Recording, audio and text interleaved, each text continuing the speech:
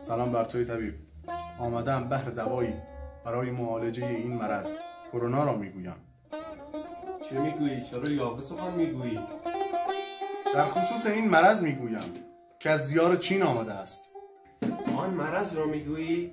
آن مرض شفایش دست حکیمی است که در دیار شهر ری زندگی میکند. نزد او برو.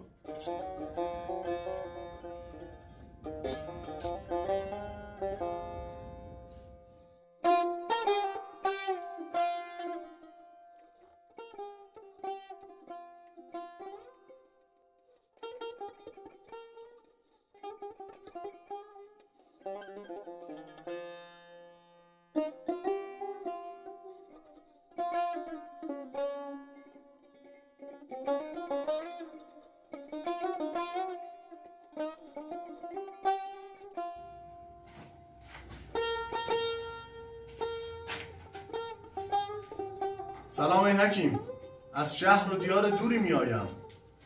از بهر چه آمده ای غریبه؟ طلب دارویی بهر درمان کرونا دارم.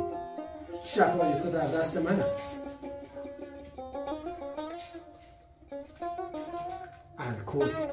ممنونم حکیم، از لطف شما سپاسگزارم. راستی حکیم، نام شما چیست؟ نام من محمد ترابی کاشف الکل. به راستی حکیم، چگونه از این دارو استفاده کنم؟ البته این دارو خوردنی نیست، مالیدنی است. به دستانت نما.